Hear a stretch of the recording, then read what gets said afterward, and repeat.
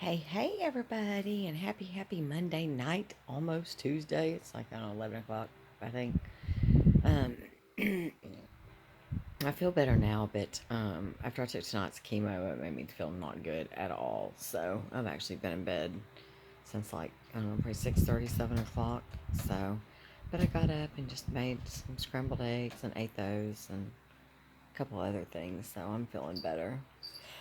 I was really tired, but anyways, but yeah, so I just thought I would tell y'all, just, or, not just really tell y'all, but just jump on and talk to y'all. But yeah, it's been a pretty good day. Mom and I went and tanned and then ran an errand, and oh, I was going to tell y'all, so Mr. Cuckoo for Cocoa Puffs 2.0, um, so I blocked him, but at least I use Android, and on Android you can go in and check block messages without unblocking them. And so, yesterday I basically told him off and was like, look, you're not going to project your insecurities, onto me. Your insecurities are with you, not with me. And if you or anybody else thinks I'm a liar, which I'm not, that's on you, not on me, because I know I'm not, and I know I wasn't lying. Um, he thinks like I purposely was ignoring this text. Okay, even if I was, I'm allowed to do that. So whatever. But anyway, so I basically told him, have a nice life, lose my number, and he just said, you too. And this was yesterday evening, and I knew he was going to text today or tonight. So I went in and checked my blocked messages, and sure enough, like 7 o'clock, he's like, "Hey," like 7:30, "Hey," 8 o'clock, "Are you there?" 8:30. Okay, well, I'm going to bed, but I'd like to talk to you tomorrow. So I thought, okay, little punk. So I unblocked him and I was like, you have something particular you want to say?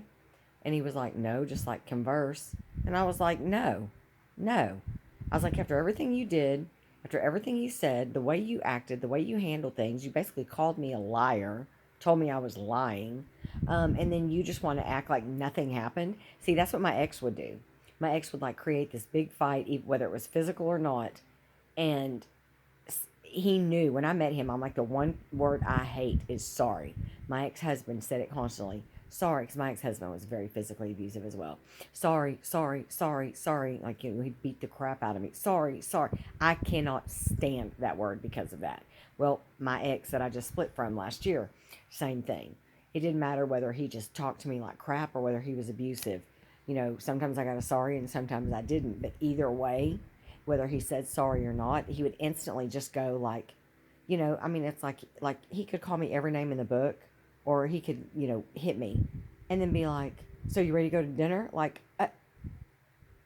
no, like, were you not just in the same fight that we were like? No. And that's what he expected, and he basically was kind of like, like, suck it up, get over it, as if nothing happened. And I basically, in order to make it easier for myself, just had to learn just to keep my mouth shut and just, fine, act like nothing happened. Even though I couldn't stand it and it killed me inside, but I knew otherwise the consequences were going to be even worse. And or he would just get more angry or just keep it going, longer than he already had. And so, but yeah, and so that's literally like, really, you want to text me and talk to me like you didn't just act a crazy fool, you didn't just act cuckoo for Cocoa Puffs 2.0. Like, no, absolutely not. And so I basically told him, I said, nope, sorry, I don't have an interest in talking. I said, after everything that you did, after all the crap you caused, the things that you said to me, the way you treated me, and then you just want to act like everything is normal when it's not, and it's far from that. I have no interest. Like, he's already shown me who he is. He's already showed me his real colors, and that's all I need to see. Like, I saw the rainbow. I'm done. So, um, I love rainbows, but not that cuckoo one. And so, I basically told him, no, I'm not interested in talking. And he was like, listen, I apologize for the way I acted and what I said, and you're right. Yeah, I know I'm right. And, apologizing and saying, I'm sorry. And yeah, no, and I told him straight up, sorry, that isn't going to work for me. and gonna cut it because you acted a fool. You called me a liar. You told me that I was lying when I wasn't, and I have no need to lie to you or anybody else, especially about not answering my text. I mean his text, replying to his text, and so I just basically told him like, no, sorry, not interested. You acted cuckoo. You acted crazy. You show me who you're. You show me, what the real you is like, and I'm not interested. So, but yeah, that's crazy to me. And I told him like no, that's not going to work with me. So I learned my lesson. I did that for almost 7 years, where my ex, like I said, would start crap with me, and then I'm just supposed to instantly accept I'm sorry if I got I'm sorry. But either way, it's like once, and that was the thing. Once he was over it, then it was over. But if he wanted to keep it going for hours and hours and be mad and mad, then we had to do it. But when he decided he was done and he was over it, then it's like, okay, we'll get on, get over it. Let's go to dinner. Let's go do this. Let's go do that. Like, no. Oh, but if anything upset me, oh, he would tell me straight up, carried on. Like if I was like, I want to talk about something, he'd be like, carried on, like, stop. It's like, that's enough. Or you're really going to piss me off, and then you're really going to regret saying something. So I suggest you just stop talking. So, it's like with him, he would get over it when he felt like getting over it. And if something bothered me, I had to get over it when he told me, get over it or else. So, yeah, I never, ever, ever, ever, ever, ever, ever, ever, ever, ever again. Why ever put up with that? Why ever put myself in that position? Never. Like, no, absolutely not. I'm worth more. I'm valued it more. I have more self respect. Yeah, more self love. I deserve more than, like, no, absolutely not. Cuckoo for Cocoa Puffs. You can take that crap to the cereal factory and give it to somebody else because I ain't having it. So, but anyways, and so I ended up telling him, I said, actually, tell you the truth, I wasn't even going to reply to this. And I said, but I didn't do anything wrong and I didn't act a fool. So I'm not going to be the one that's negative or being ugly. So here's my reply, and bye, Felicia. Have a nice life. So, and then blocked it right back. So, which I've already blocked him from social media and online, and which he knew that because he sent me a message yesterday. It said, before I basically told him have a nice life, and he said, yeah, you too. Um, that said, oh, so I guess you blocked me. No, there's no guessing to it. I blocked you. So it's that simple. Bye bye. Like I've always said, blocked and deleted. Check. Deuces. But anyways, yeah. So that's just crazy. Like I said, he waved that red flag. I saw it. I acknowledged it. I'm paying attention to it, and I'm choosing to move on to a prettier flag, not some cuckoo for Cocoa Puffs red one. But yeah. So um, other than being tired, I feel better. Like I said, my chemo finally just wore out of my system tonight. Sometimes I can take it and I'm great, and sometimes I take it and I'm not great. So, but I didn't get sick tonight though, so that's good. Oh wait, yes I did. I'll take that back. Yes, I did get sick after I took it. But then I'll be in Houston again next week. So good old MD Anderson. So, and just so y'all know, so me and Cowboy Kelly went out Saturday night. I've been talking to him every day. He texts me in the morning, calls me before he goes to bed at night. So we'll see. Like I said, I've known him since 99. I mean, so yeah, we've known each other for a long time, 22, 23 years. We've been friends, so. But, anyways, but I think that's about all that went on today. I saw one of the guys from church in the gym when we were at the store today, but other than that, not too much. Oh, so they called me about my car this morning, and told me that it was ready like 7:30. And I said, would y'all just go ahead and just unhook that aftermarket alarm? And they said, yeah, but then we had a big storm that came in, and so they actually still have it. So they called about 5:30, and we're like, we're on our knees begging, can we have it one more day? I was like, y'all can have it as long as you need it. Like, it's fine. I got my dad's truck. But I was talking to a friend of mine, James, that he's a tattoo artist. In fact, I went out with him a couple weeks ago on Saturday night where I was wearing the cute little top off the shoulders.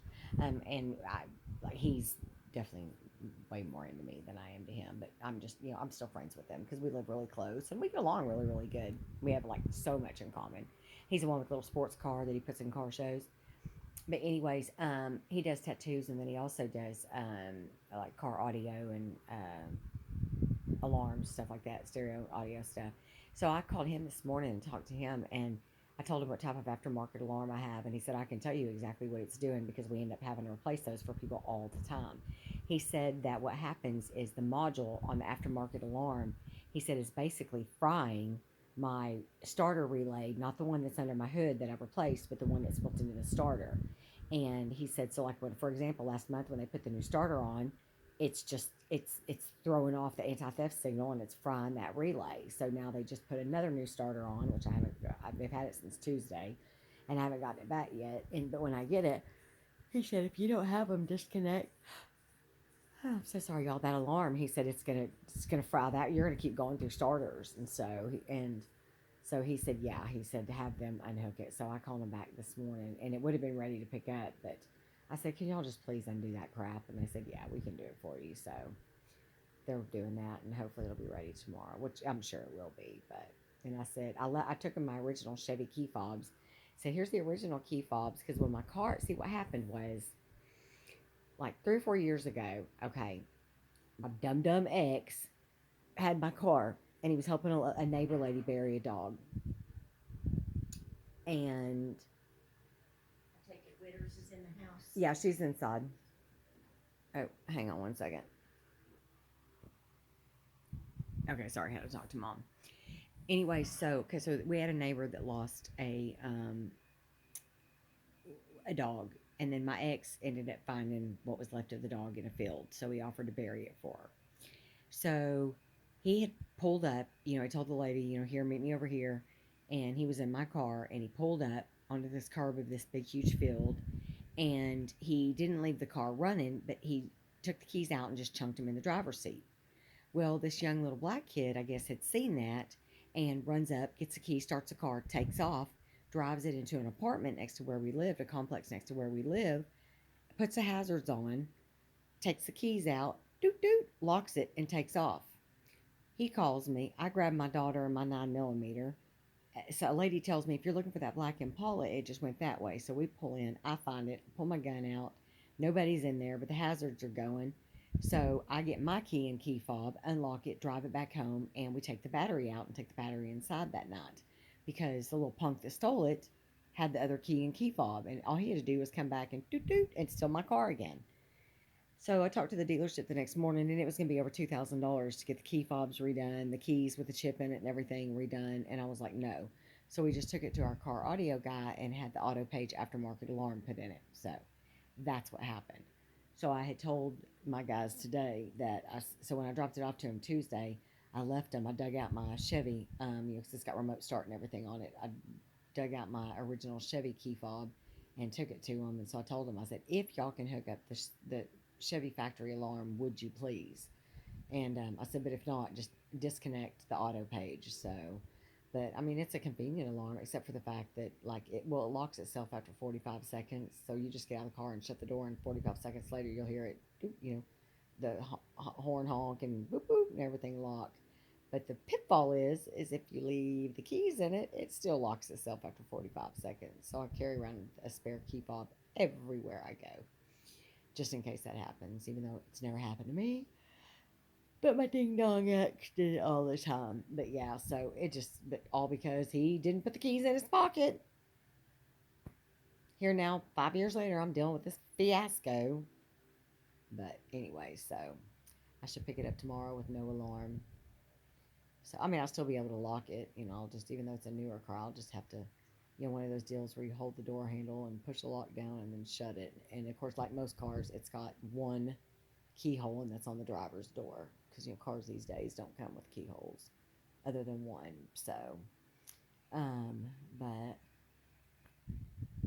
I'd rather have to do that than have to put another $700 starter in it and get stranded again and again and again, because it, like, once a day it was leaving me stranded.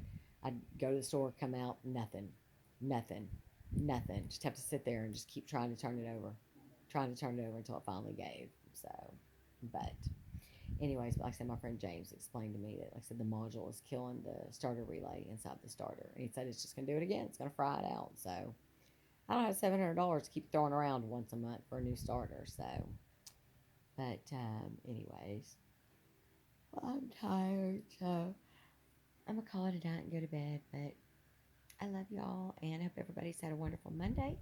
Hope it is a great start to a beautiful and blessed week. And I love all you guys. So talk to y'all later. And I'll talk to you soon, Miss Marina. We've been texting tonight. And so, um, but yeah, we were talking on here and through email, and then we just exchanged numbers. It's easier. So, and I've always said I'll do that with any of y'all. So we can talk on Facebook, Instagram, email, text, whatever. So, because I love you guys. But have a great night. Sweet dreams, everybody. Love you. Bye.